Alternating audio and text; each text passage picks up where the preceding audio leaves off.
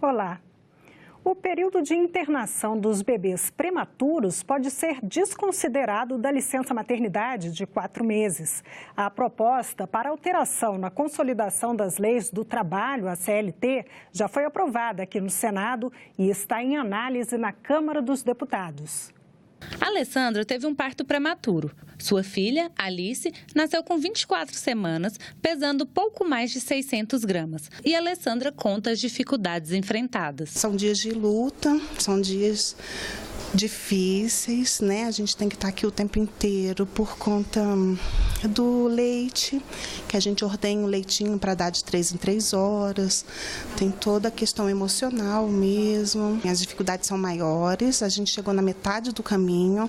A previsão de alta é que ela saia depois das 40 semanas corrigidas, como se fosse de barriga. A gente está na 33ª semana, então a gente ainda tem mais ou menos uns 50, 60 dias pela frente. Casos como o da Alessandra não precisam se repetir. Um projeto de lei já aprovado aqui no Senado prevê que a licença maternidade de 120 dias só comece a valer depois da alta do bebê prematuro. A proposta está na Câmara dos Deputados. Essa especialista explica a importância da presença da mãe não só na internação da criança. Após a hospitalização desses bebês, esses bebês vão precisar de um suporte, uma rede de apoio, tanto familiar como um aporte de uma equipe interdisciplinar, né, de fonoterapia, de terapia ocupacional, fisioterapia. Então é super importante o papel da mãe aí para garantir o desenvolvimento adequado desses bebês. Para a Alessandra, a licença maternidade na alta do bebê prematuro é essencial. Quando a minha licença acaba é quando eu vou poder ficar com a minha filha mesmo. Então é mais do que importante, é fundamental para uma mãezinha que vive na UTI nos primeiros dias, né? A crise econômica não dá sinais de melhora. Apesar do Banco Central ter mantido a taxa Selic, a taxa de juros do país, em 6,5% na semana passada, as previsões dos indicadores econômicos feitas pelo mercado financeiro e divulgadas pelo próprio Banco Central pioram a cada semana. E para fazer uma análise desses indicadores, a gente recebe aqui no estúdio a nossa comentarista de economia, Antônia Márcia Vale. Olá, Antônia. Olá, Aini. A situação não está muito boa, não. Os indicadores não melhoraram. Mas, ao menos, o realismo parece estar chegando à equipe econômica do governo, que já é uma boa notícia. No comunicado da reunião do Conselho de Política Monetária, que manteve os juros no patamar de 6,5% na semana passada, os integrantes do Copom assumem que o ritmo da recuperação da economia está mais gradual. Um termo usado para dar um jeitinho, meio disfarçado, para traduzir o ritmo lento, quase parado, da retomada da economia. O boletim Focus semanal, que é divulgado toda semana e foi divulgado nesta segunda-feira pelo Banco Central, mostra bem essa paralisia. As expectativas dos integrantes do mercado financeiro indicam apenas onde ele não devia crescer, indicam crescimento, na verdade, apenas onde não devia haver. A projeção da inflação passa de 4,09% para 4,28% no fim do ano. E a taxa de câmbio pode fechar em R$ 3,90. Esse valor do câmbio do dólar é menor do que está agora essa semana, mas é bem maior do que a previsão do início do ano para o fim de 2018. Enquanto isso, a expectativa para o Produto Interno Bruto é de baixa. A previsão de crescimento do PIB já foi de 3% no início do ano, veio caindo e agora desceu a 1,35%.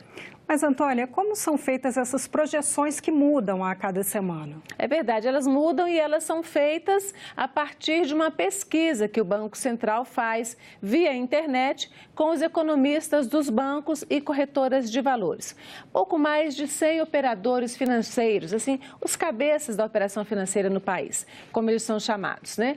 Encaminham os seus palpites ao Banco Central por uma interface virtual, uma chamada Sistema de Expectativas de Mercado. O Banco Central criou esse sistema em 1999 e o utiliza regularmente para poder gerenciar a política de metas da inflação. Foi em 99 que essa política foi instituída. Antônia, muito obrigada pelas suas informações, muito pertinentes, como sempre, e até semana que vem. Obrigada, Eni, até semana que vem. A importância do diagnóstico precoce na cura de doenças. Esse é o tema do Especial Cidadania, publicado nesta terça-feira no Jornal do Senado. Mais informações com o jornalista Márcio Maturana. O Especial Cidadania que o Jornal do Senado publica nesta terça-feira mostra a importância de detectar o quanto antes qualquer problema de saúde. Perceber a doença somente em fase avançada muitas vezes atrapalha e até impede o tratamento. A repórter Aline Guedes ouviu médicos, senadores e a mãe de uma criança que, graças ao diagnóstico precoce, foi salva de alterações no formato do crânio por ter ficado 5 dias na mesma posição no berço de uma UTI neonatal. A reportagem fala da eficiência de check-ups e de exames para bebês e adultos. Também destaca a participação do Senado em campanhas de conscientização que ajudam no diagnóstico precoce, como o Dia Nacional do Rim, o Outubro Rosa sobre prevenção do câncer de mama e o Novembro Azul, que alerta para doenças masculinas. O Especial Cidadania é publicado todas as terças-feiras pelo Jornal do Senado, que pode ser lido na versão em papel ou em senado.leg.br/jornal.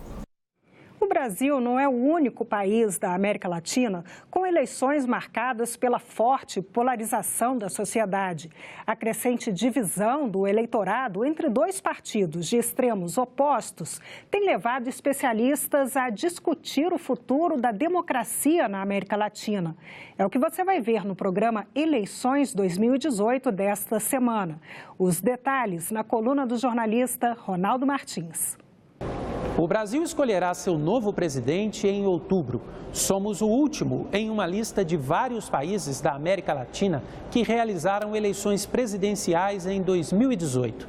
Em todos eles, houve uma disputa acirrada entre grupos progressistas e conservadores. No México, por exemplo, o esquerdista López Obrador foi o vencedor, com a promessa de mudar os rumos da economia e combater a corrupção. Já na Colômbia, o direitista Luiz Duque foi eleito, garantindo que mudará os termos do acordo de paz com a guerrilha. Esses processos eleitorais ditam os rumos da política no continente. A polarização da sociedade parece ser uma das marcas desse novo tempo. O programa Eleições 2018 desta semana reúne 2 especialistas que nos ajudam a compreender o futuro da democracia na América Latina. Existe, sem dúvida nenhuma, uma crise da democracia no mundo.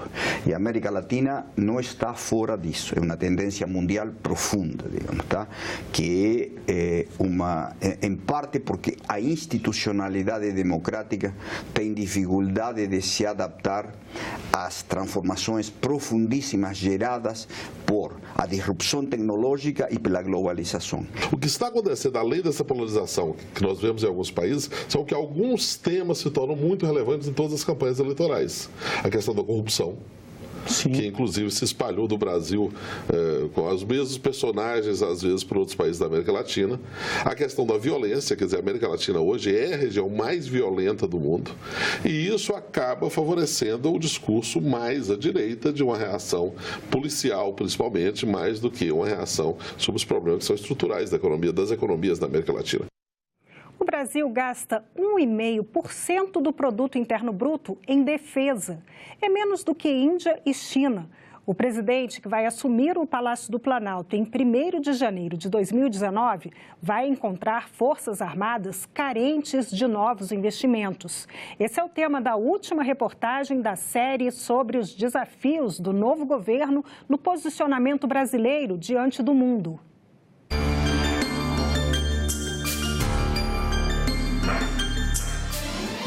O novo governo brasileiro terá pela frente um mundo bastante instável a partir de 2019. Os riscos econômicos já são conhecidos. A guerra comercial aberta pelos Estados Unidos é um bom exemplo. Mas são pouco discutidos no Brasil os riscos militares. Que tipo de ameaças podemos enfrentar nos próximos anos? E que tipo de forças armadas devemos ter para proteger o país dessas ameaças? Muitos desafios na área de defesa parecem distantes, como os conflitos no Oriente Médio, a expansão da Marinha da China e o lançamento de mísseis pela Coreia do Norte. Mas eles contribuem para tornar o cenário global mais imprevisível. A tensão no Oriente Médio hoje é extrema, a tensão em torno da Europa, vinda da Rússia, vinda de baixo da África, né, sobretudo do Mediterrâneo, também vem se acentuando por razões diferentes. Basicamente, o que é que você tem hoje? Um temor enorme com relação à China, a expansão da China, o que a China vem fazendo em termos militares é extraordinário. A China, de 2014 para cá, conseguiu colocar em funcionamento mais navios do que tem os países europeus em conjunto. É algo que desequilibra por completo a estrutura de distribuição de poder e de cálculos recíprocos que prevalecia até então. O Brasil gasta atualmente com defesa cerca de 1,5% de seu produto interno bruto. A maior parte dessa despesa é com pessoal ativo e inativo. Entre os parceiros do BRICS, a China gasta 1,9%, a Índia 2,5%. O Brasil tem a seu favor, porém, uma região bem mais pacífica. A melhor coisa que a América do Sul pode fazer para o mundo é continuar a tradição de paz que ela tem, e nesse sentido nós somos uma região singular. Aqui há uma possibilidade de negociar, uma tradição de negociação e de resolução de conflitos por meios diplomáticos muito mais difundida. Para o professor, o próximo governo deveria investir em maior aproximação entre as políticas externa e de defesa, na cooperação com países vizinhos em formação militar e na indústria bélica e na preparação dos militares do futuro. Eu preciso ter forças armadas profissionais e pessoas muito capazes que vão operar sistemas complexos. Essas pessoas custam muito caro para se formar e para se reter, porque elas desenvolvem habilidades que também são muito apreciadas pela economia civil, por assim dizer. É muito importante que nós comecemos a pensar no modelo de militar que nós queremos para o futuro e comecemos a já selecionar e formar os militares tendo em vista esse modelo, e não um modelo incremental, burocrático. Em tempos de grandes dificuldades fiscais, que peso deve ter a defesa no orçamento da União, que é aprovado pelo Congresso Nacional? Se o Brasil pretende se firmar no cenário mundial, o país não pode deixar o setor de lado, acredita o secretário de Assuntos Estratégicos. Quando a gente fala em defesa, nós temos que entender que nós estamos falando de uma base científica, tecnológica e industrial de defesa.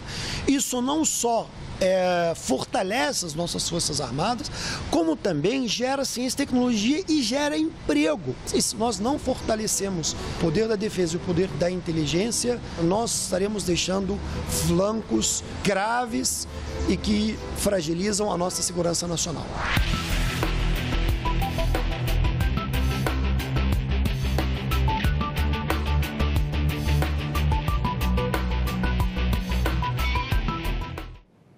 R$ 22,4% de todos os eleitores do Brasil estão em São Paulo.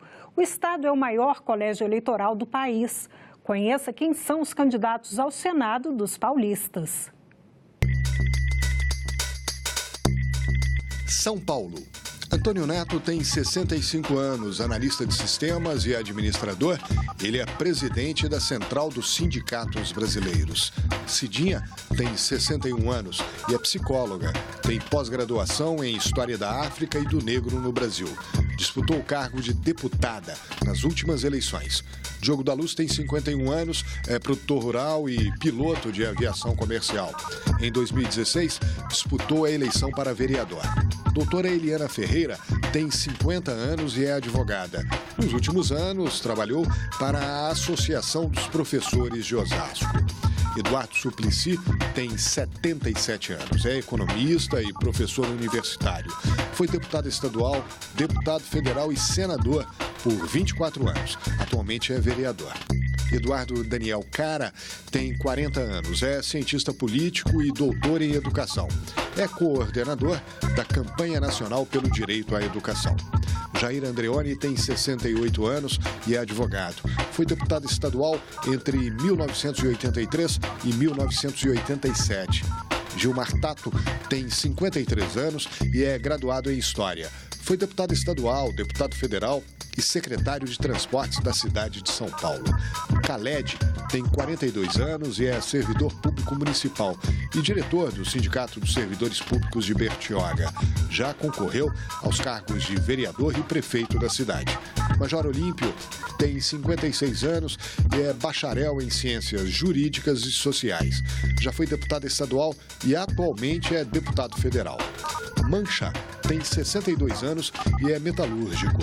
Foi presidente do Sindicato dos Metalúrgicos de São Bernardo do Campo por 2 mandatos. Mara Gabrilli tem 50 anos. Publicitária e psicóloga, foi vereadora em São Paulo e atualmente é deputada federal. Marcelo Barbieri tem 61 anos e é administrador. Foi prefeito de Araraquara por 2 mandatos consecutivos. Mário Covas tem 59 anos e é advogado. Exerce o 2º mandato consecutivo de vereador na cidade de São Paulo. Maureen Maggi tem 42 anos. Atleta profissional, conquistou a medalha de ouro no salto em distância nas Olimpíadas de Pequim em 2008. Moira Lázaro tem 38 anos. Formada em História, é professora do ensino fundamental. Nivaldo Orlandi tem 63 anos e é contador. Já concorreu aos cargos de vereador e prefeito na cidade de Embu das Artes. Pedro Henrique de Cristo tem 35 anos. É arquiteto e mestre em políticas públicas pela Universidade de Harvard, nos Estados Unidos. Professora Silvia Ferraro tem 49 anos. Formada em História, é professora da Rede Pública Municipal de São Paulo. Trípoli tem 66 anos e é advogado. Foi deputado estadual e presidente da Assembleia Legislativa de São Paulo. Atualmente é deputado federal. O estado de Sergipe possui 1.563.000 eleitores, de um total de quase 2.300.000 habitantes. Quase 70% da população sergipana está apta a votar. Veja quem são os candidatos ao Senado de Sergipe. Sergipe. Adelson Alves tem 66 anos e é economista. Já disputou as eleições para vereador e governador. É a primeira vez que se candidata ao Senado. André Moura tem 46 anos. Foi prefeito de Pirambu por 2 mandatos. Deputado estadual e secretário de Estado. Atualmente é deputado federal. Betinho tem 62 anos e é empresário. Já concorreu aos cargos de vereador, prefeito e governador. É a primeira vez que disputa a eleição para o Senado. Cadu Silva tem 35 anos e é empresário. Já disputou eleições para vereador e deputado federal. É a primeira vez que concorre ao Senado. Clarkson Messias tem 61 anos. Petroleiro, é dirigente do Sindipetro e coordenador da Federação Nacional dos Petroleiros. Delegado Alessandro Vieira tem 43 anos e é graduado em Direito. Delegado da Polícia Civil, já comandou a Delegacia de Crimes Cibernéticos. Henry Clay tem 49 anos e é advogado. É presidente da Ordem dos Advogados do Brasil em Sergipe. Disputa o Senado pela primeira vez. Jackson Barreto tem 74 anos e é formado em Direito. Foi vereador, prefeito de Aracaju, deputado estadual, deputado federal e governador de Sergipe. Pastor Heleno tem 51 anos, é técnico agrícola e pastor evangélico. Foi deputado federal e prefeito da cidade de Canindé de São Francisco. Professora Sônia Meire tem 55 anos, doutora em educação, é professora aposentada da Universidade Federal de Sergipe. Professor Josimário Micki tem 35 anos, é formado em letras e secretariado executivo. Há 13 anos, é professor do ensino médio em Sergipe. Reinaldo Nunes tem 53 anos e é formado em engenharia civil. Foi secretário estadual de Meio Ambiente e candidato a prefeito de Aracaju. Rogério Carvalho Santos tem 50 anos e é médico. Foi deputado estadual, deputado federal e secretário de saúde de Sergipe. Valadares tem 75 anos e é graduado em Direito. Foi deputado federal e governador de Sergipe. Exerce o 3º mandato de senador e tenta a reeleição. E nós ficamos por aqui. Você pode rever as reportagens dessa edição na nossa página na internet, senado.leg.br/tv. Muito obrigada pela companhia. Continue sintonizado aqui na TV Senado.